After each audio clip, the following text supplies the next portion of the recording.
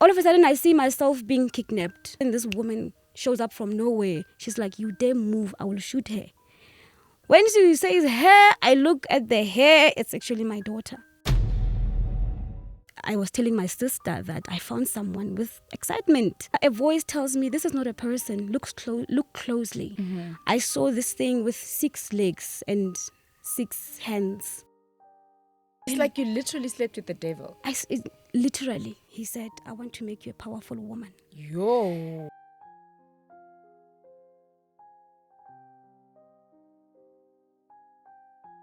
Hello there, faves. Welcome back to Centtwinz TV. This is I Have Been Through the Most podcast. I'm Innocent. This is Millicent. And we are with our guest today. Her name is Katlego, who is going to be sharing her story with us. Welcome. Thank you so much. Thank you I for just being noticed here. something. You laugh exactly the same way. Oh my goodness. That's strange because I love Innocent, that. Innocent's laugh is like, whoa. Is it a lot. Oh, okay. This that I'm getting here, it's the same. Yeah, I love it. Oh, wow. We're here for you today. Yeah. So can you introduce yourself to our audience and then get into your story? Okay, thank you so much for having me. It's really an honor for me to be in this platform. My name is Katlego. I am based in Johannesburg, but I'm originally from Klerksdorp. I got saved when I was 18 back in varsity at VUT in 2006. I was doing my first year, so a friend of mine invited me to church. So salvation found me at the time where I was broken because I was coming from a broken home and I had some challenges with my mom that was happening at the time. Little did I know that it was actually spiritual, but I was not fully equipped at that time. So I got saved in varsity and I didn't have a place to stay. I didn't have money to pay for rent and everything. So when my friend invited me to church, I felt at home. I felt like, you know what, that warmth, I felt it, you know. So that's how I gave my life to Christ. Fast forward, unfortunately, things took a wrong turn when the department that was supposed to pay for my fees told me that they couldn't pay for it anymore because of the course that I had chosen. So I had to drop out. Oh, no. And dropping out was very stressful. I was suicidal and everything. But I dropped out and I told myself that, okay, fine, I'm going to find a job and maybe study part-time. So that's what I did, because going back home to my mom, whom we had a very hectic relationship at the time, it was not ideal for me. So I found a job. And fortunately, after finding a job, I backslided because I focused on my work. And it was at a bank, and I felt like I'm independent. I have my own place. So that's how I backslided. I stopped going to church. Later on, I found a boyfriend, and he was a bit older than me. He was about 9 years older than me.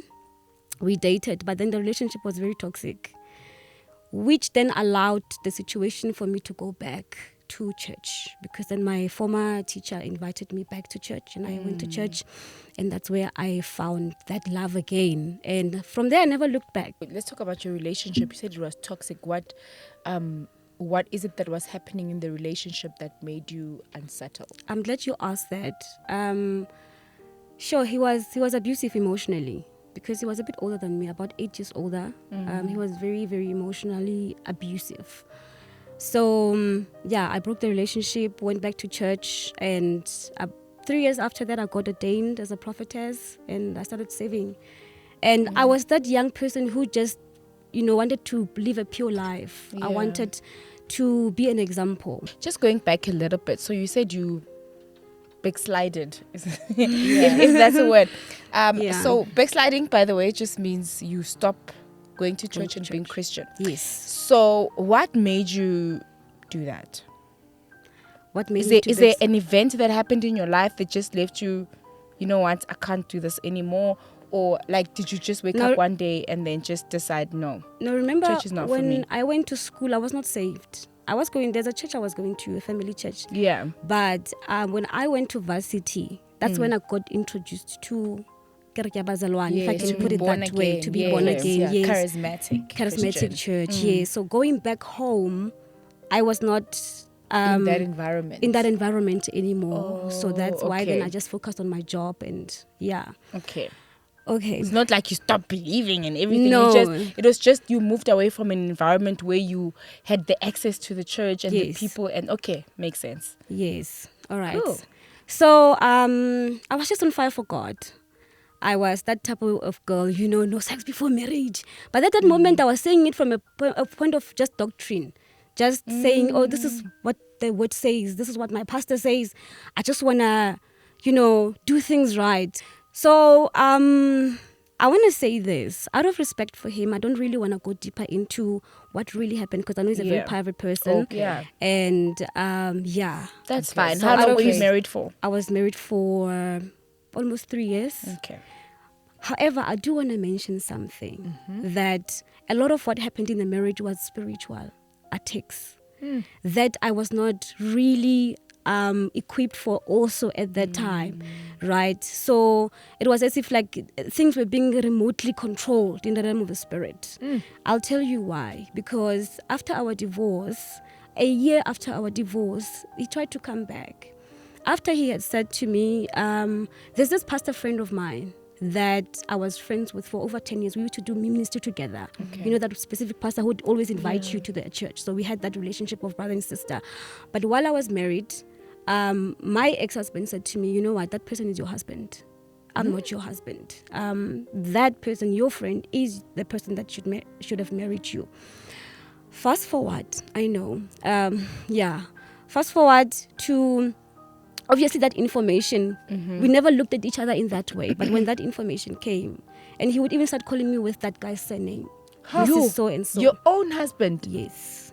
At the time we divorced. So he saw something. He saw something that you were even at the time not aware of. Not aware of, because I had taken the guy as just my brother, really. So yeah, he started calling me by the guy's surname, and what surprised me was that, before that information obviously came as a seed, and it kind of sparked something. It stirred something inside. So we started looking at each other in that way, and we tried something. That was a year after the divorce. The pastor friend. I want to call him a pastor friend because he's going to come into the picture later on as well. Okay. So my ex-husband, a year after, when now I'm trying this relationship with the pastor friend, he comes back and says to the guy, I want my wife back. And I go to him, I said, but then you said to me, you said to me, I can go to the divorce court, get the papers. You will sign them, and you did. You said you didn't love me, And then he looked at me and said, I never said those things. So, and he looked genuine, like he meant it, he was confused. He didn't know what was happening. He was like, why does this guy want to take my wife? This is my wife. It was as if Brother Man was not present the whole time of the marriage. And that's why I emphasize that. I think part of it was mostly spiritual. Because the person I married that day and the person I lived with from the day we said after, it was a completely different person. That one who would say to you, okay, let me not mention what he would say, but because he's also in his journey of deliverance and recovery and everything. So fine, fast forward to now, the pastor friend says, no, I'm not interested anymore because I don't want to, because he's a man of integrity. He said, I don't want to be like, I'm the one breaking your marriage. So he came out of the picture. Fine. Because it looked like you guys were fixing things. Okay. Yes. And at the time, I didn't mention, I had stayed with my ex-husband for a whole year after the divorce at my home. Because the child was still small and I wanted him to just bond with the child. And we just lived as a brother and sister. Clearly you guys have a good relationship. We do have as friends. As friends, yes. But in the marriage, it was really not... I almost lost my mind if I were to tell you the deeper things that really happened. But it made me realize, looking back, that was spiritual. It was. I was not fighting against him. The Bible says we don't fight against flesh and blood, but it's always the spiritual, the things behind. So... Fast forward, when the pastor friend came out of the picture, I was like, I've been single. Yes, I divorced now. It's been a year, 8 months or so. Let me put myself out there because I don't know how it's like really to find love, to be in love. I love hard. I'm a very loving person. I'm a romantic and, so I was like, I'm a lover of love. Love it. I love it, yes. So I was like, let me just put myself out there. I've got nothing to lose. And I did that. Little did I know that actually I'm falling into a trap. Right. So I get together with this guy who was in high school. We together in high school. So he says, I've been eyeing you and all, and I'm really interested in you. Let's try this. So at that moment, I was sort of vulnerable in a sense because I felt like, let me just put myself out there, and I did. But when I did that, I had a dream where I was telling my sister that I found someone with excitement. Well, in the dream, a voice tells me, this is not a person. Look closely. It's a thing. And when I look at it, now that after the voice said, look at it closely, I saw this thing with 6 legs and 6 hands. While I was showing my sister, this is my new guy. In the dream. In the dream, yes. But then a voice said, no, look closer. When I look closer, it's not a person. Yo. But because, when you've already made up your mind that I just want to, because now I was excited about the relationship. Sure. For the first time, the dream. I ignored the dream because for the first time I felt like somebody looks at me in my eyes and say, babe, I love you. Like, I was not exposed to that. I had never experienced that. So I fell into that. It became also very toxic in a sense that I used to call him a pathological liar, a serial cheater, because I would find him with different women. Today this one, the next day this one, and it was just too much for me. And then 3 months down the line, I felt like, I'm gonna end this. And I have to mention that we were intimate because remember, I was coming from a marriage that we were never really intimate to that extent. I broke the relationship. I said, focus on your career. I moved to a different city and I focused on my radio career and I pushed it and it excelled in such an amazing way. I would go to do my radio show at night, in the mornings, go home. I would pray when I get home. That was my lifestyle. No friend, nobody, just me, radio, go home. Yes. So at that time, because the show was doing so well, we're talking about real life issues, it brought some attention as well that I did not obviously want. I then got people, like high-profile people, making moves on me, Bang Shela and all. And I said no to majority of them. However, there's a specific one that sort of was interesting, right? And this is a guy who comes and was offering me things in a sense that, I can speak to so-and-so, we can get you a deal at SABC. We can, this guy is connected, if I can put it that way. So that was a real temptation because I look at my situation and like, okay, it's a community radio as much as I'm doing big and everything, but it's a community radio station. There's no really money. So it was a temptation. And he said something. He said to me, I don't believe in Jesus. That's what you should know. And that for me became interesting. It didn't make me run away immediately. It was sort of interested. I wanted to know more. So if you don't believe in Jesus, what do you believe in? And it turned out that he actually believed in, the African spirituality side of things. And I remember at that time, because I looked back, I'm like, God, I've been hustling for over 10 years. Nothing happening. What if there's an opportunity for me to break whatever that has been binding me?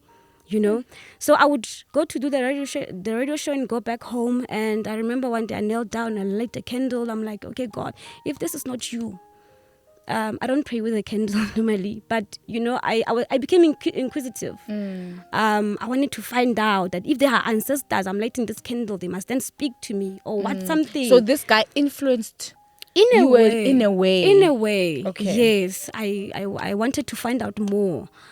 And until one day he said something. I was almost in, to be honest, because I was like, maybe this Jesus doesn't really work. Because I've been praying in the name of Jesus. I've been serving throughout my 20s.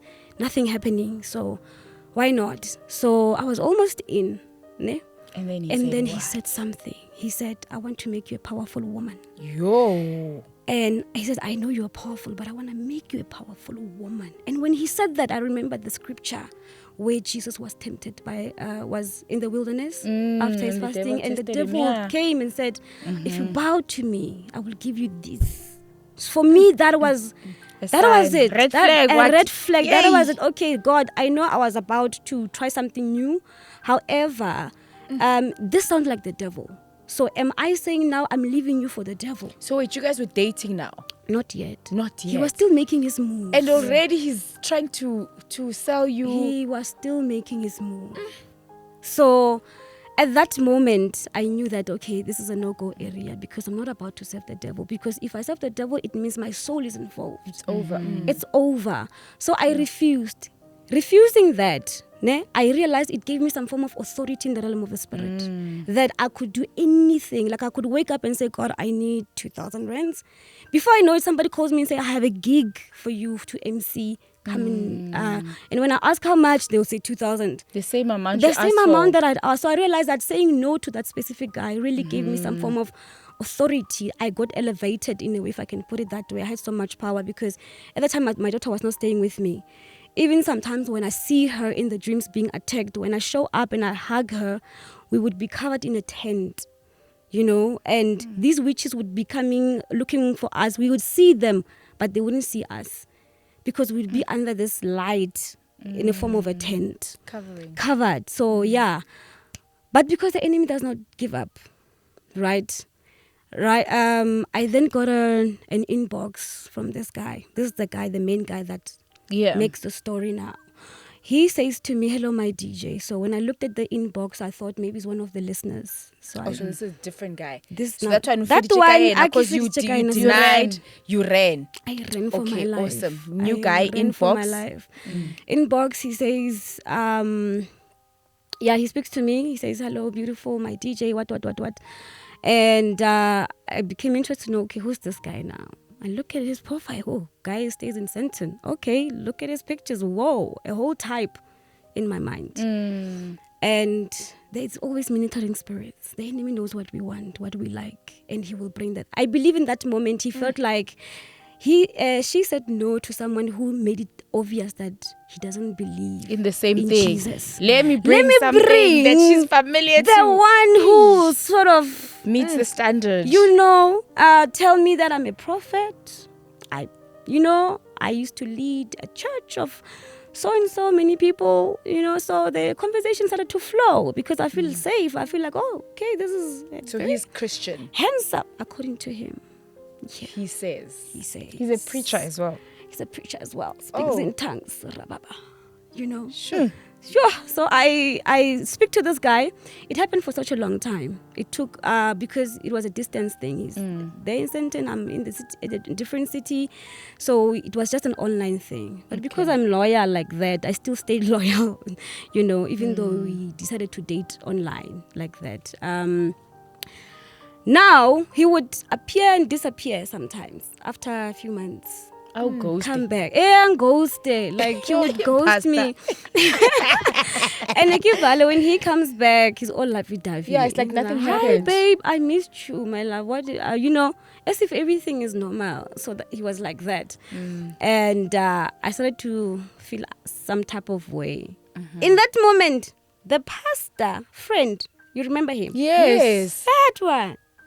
The genuine one. Yeah. He came now. Remember, I never met this specific one. Yes, you haven't met the online one. I haven't met the online one. So I'm like, why would I now want to choose the online one over the one I know? I don't know. Yeah. Yeah. So I'm like, this one I know him. Exactly. Yeah. And my ex-husband prophesied that this is my hubby this is my now. husband. Me, I just said, Bona, let's do this. I'm ready. I've healed. I've worked on myself. I'm ready for love. I'm ready to give love. And you are in demand, girl. Let's not forget. Everybody wants you now. Everyone wants me. I'm the it girl. So yes, we agreed to date. Fast forward 3 months down the line, I feel like he was also in a place where he wants to choose between me and the other lady. One of the ex. Okay. So he was, in a way, still comparing. Weighing his options. Weighing his options in a way. That's what I believe. I'm not saying maybe that's the truth, but that's what I got. Because then I opened a door, which at the time I didn't see it as a door. I then played the victim when he broke the relationship. Because of the door that I had opened. That door I opened, all of a sudden everything went left. We went from being all lovey-dovey to now, what's happening? What door is that? I'd rather not talk about it. Okay. Maybe I might get back to it. Okay. I want to get to the real. Okay. Yes. So You did something with him. not with him. Okay. With someone else. Something happened. Yeah. I started speaking to people actually Okay. about this and saying I'm Relation- comparing this Okay. one with this one, and Okay. you know, I went deeper and deeper and deeper, and you know, inviting Yes. you're also inviting other spirits as well to Yes. maximize on the situation. Okay. So I believe that's a door I opened, though there's more. So it went left, and then he felt like, you know what, I can't do this anymore. Get sharp. And when he said that, I cried because I was like, okay, God, I was ready for love. Now this is your man of God. This is your child. And I know his ministry. I know that he's genuine. If Baba saw the real ones can do this to me, then I might as well. You like this What's guy? the eh? use? I did. You really did. I did. Like, Because you tried for the second time, it's still not working, and you're Yes. just like crying over the I relationship. was So you crying. genuinely believe I that you were believed meant that was to my be with him. soulmate. I believed so, yes. The enemy attacks because that's a door for him to maximize. He brings who? Mr. Disappearing, appearing, the online guy. Online. The online guy comes now full force to maximize the moment. Okay, fine. We agree. That was like months after that one broke up with me. So I said, okay, I might as well. I know this one. Sometimes he parties, he disappears, and then he told me he drinks, and I was uncomfortable. But at least he's honest. Yeah. I don't want to be judgmental because this is a journey for all of us. That's what I felt like. So let me just give him a chance. I traveled, we meet, he booked for us. I didn't question why then doesn't he take me to his house, because I knew that he has a house in Centtwinz. He stays there with the kids. Reason being, I didn't ask because he had mentioned that he doesn't want to introduce his kids to anybody yet. Yes. So fine. I went to meet him. It's all over me. It's all lovey-dovey. I'm like, God, this feels so good. This feels nice, you know? And before I know it, one shocker, he pulls out Zolo. Just a few minutes of us meeting. Again, we were greeting each same other. day, same. You guys have the same. Same. Prophet. He's A prophet. Pulls out Zolo. And then he says, let's go outside to smoke. When we get outside, I'm like, I don't smoke. Right? And then he smokes. He's like, no, man. He insists. So because I'm that person, I don't want to make people uncomfortable. I don't want to come across as, okay, I'm here as a prophetess. I'm not here as a girlfriend. You know? So I was like, no, man, let me be a girlfriend. And just take one puff to make him feel comfortable and not feel like I'm judging him. I took one puff. I gave it back to him and he wanted to give me more. And I was like, no, I'm fine. I don't smoke. The one puff was just to make him comfortable in whatever that he was doing, you know. So fine, we go back inside. One thing led to another, and we spent the night together in that place that he had booked. And when we woke up, there was no anything alarming, because God speaks to me in dreams a lot. I see things as they are. There was nothing. I woke up, it was peaceful. We had breakfast together, went to the mall together. We spent some time together until the afternoon, and he dropped me to my place. Right? Fine, but that night after leaving him, that's when all hell broke loose. I saw myself, because now I'm sleeping, right? Yeah. I see myself in a very high up building. Very, very high up. It had stairs, right? I couldn't see what was down, but it was high up. So I took a step and I slipped. When I fell, I felt the fall. It was a long fall. I don't know how to describe the feeling because it felt real. You know when you are in an elevator and that drop, that feeling you get in your stomach. Yes, I felt that in that while I'm sleeping. Hit the ground. When I hit the ground, I'm in a foreign place that I don't know. There are snakes everywhere. When I look around, there are dogs, there's everything. Now, this red snake started chasing me throughout the dream. I was running for my life. It was a red snake, and somebody was busy saying, no, it's not. Red or ray? Red. Red in color, yeah. Red in color. And a voice was saying, no, this is not going to bite you. But I could feel it that, no, this is going to bite me and it's not going to end well. So the whole time I was Running. in the dream. I was running. Guess what? I wake up and literally I felt like, oh God, it's that. It's a relationship. It's that just happened guy. last night. It's that guy. Now, I don't know how. I don't really want to say things that I don't have proof of. But I feel like when we woke up, we were together. So probably when I left, Brother Man did something. A ritual or what, I don't know. But that's how I felt. Because it didn't make sense that, okay, why then have this dream? Okay, fine. Before the fall, I want to get somewhere. Before the fall, I would have dreams of, okay, there was a specific guy who was for SABC who had given me a contract in a dream. In the natural, it manifested him asking me for my numbers. We were not we never spoke. But apparently, according to a former colleague of mine, he said, this guy loves your work because he said you're so good in radio. Like it's your thing. So he's the guy that hires. And I saw him giving me a job in the dream. In the natural, he asked for my phone numbers. Guess what? After the fall, suddenly the dream pattern changes. I see myself with this very same guy who now says to me, I have already hired 2 different people. I'm not going to be hiring you anymore. This is in the dream. In the dream. After the fall. After the fall, yes. Oh, yeah. After the fall, in the dream. Remember, it was a dream, me signing the contract. Now, in the dream, you're not signing the contract. Now, after the fall, everything is being reversed.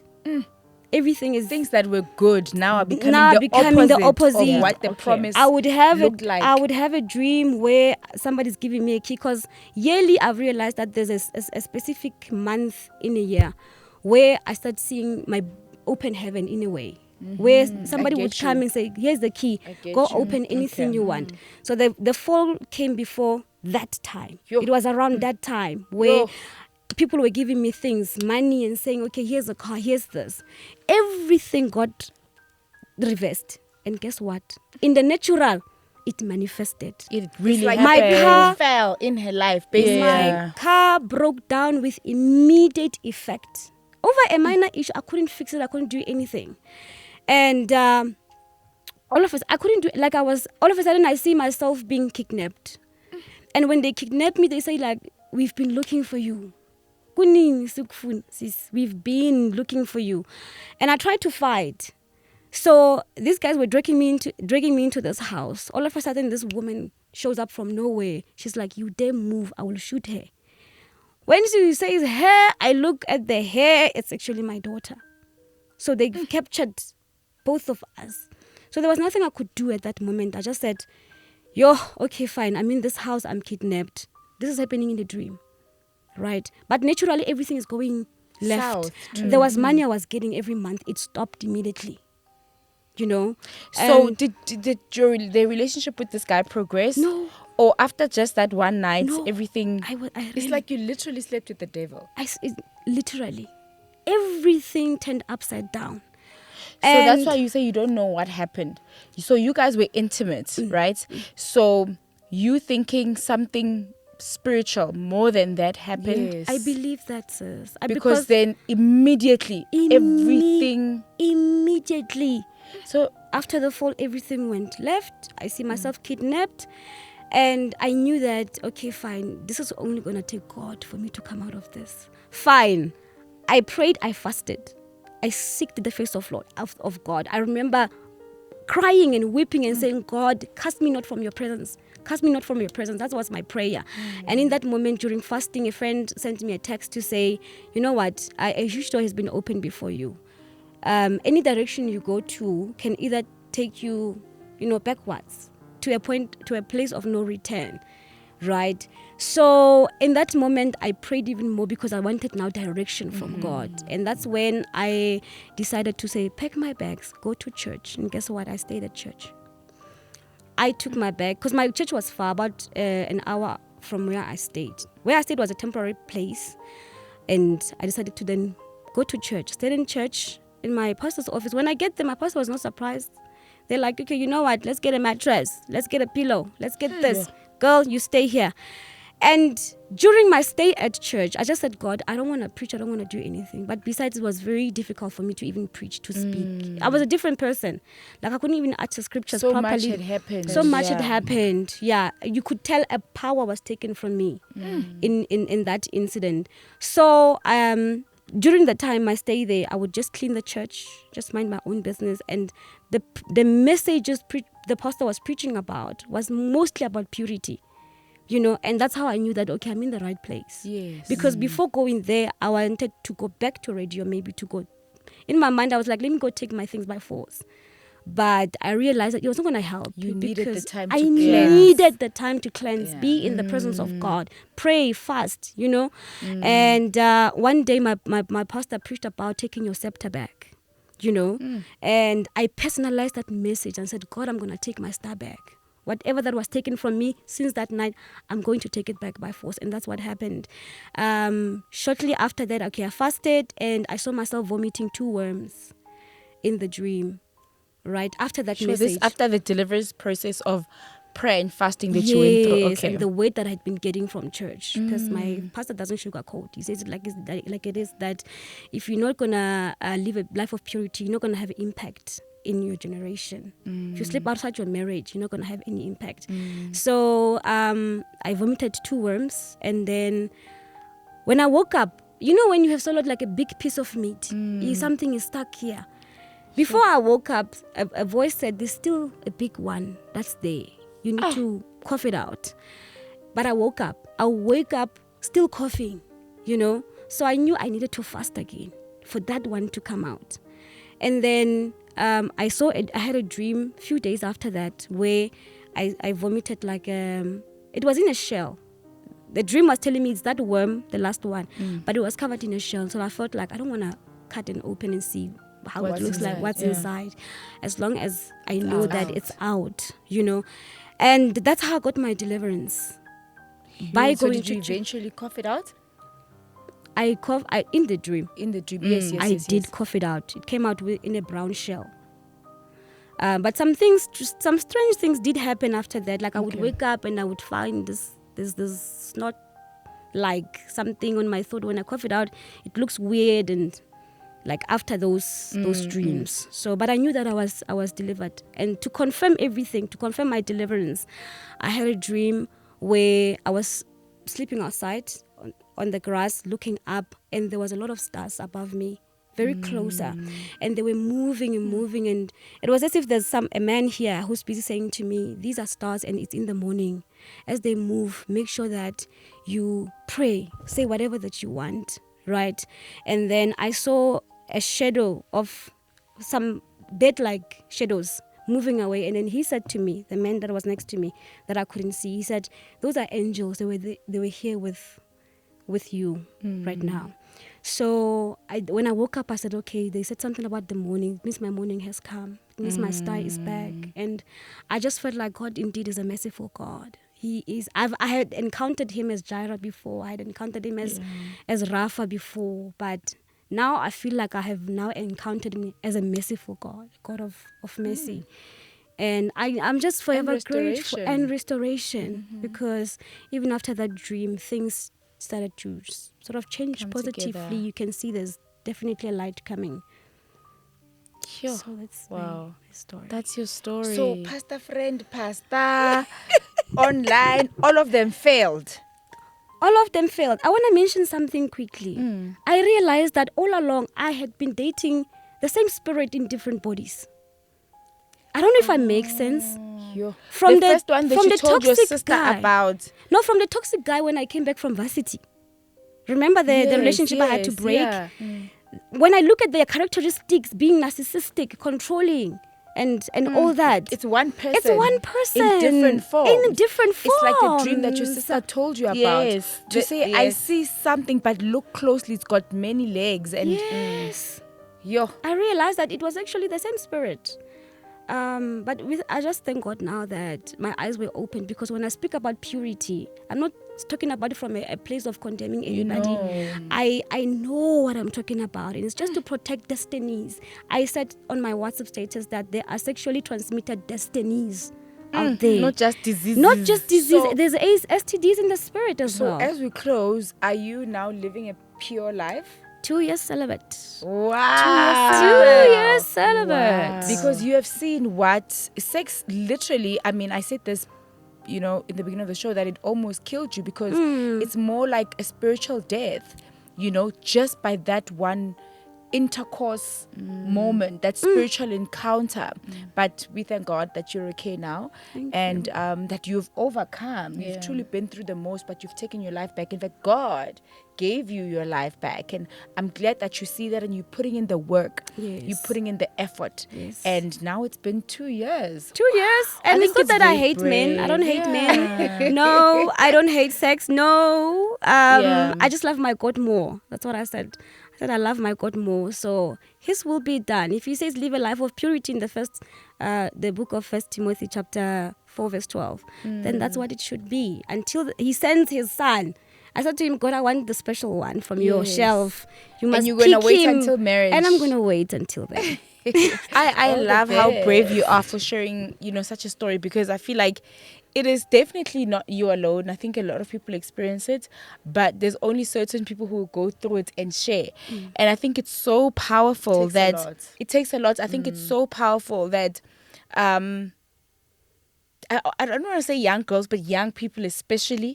Like, here's such a story about purity. It's not just for women only, even for men, that purity is still a thing. It's still a thing. It's still a thing. In fact, it's the main thing. It's the main thing. And also that sex is not just sex. No, it's very spiritual. It's a lot. It's a lot. It's a lot. It's a lot. Okay, I mean, I understand what I'm saying right now. It's a lot because it took me through all that.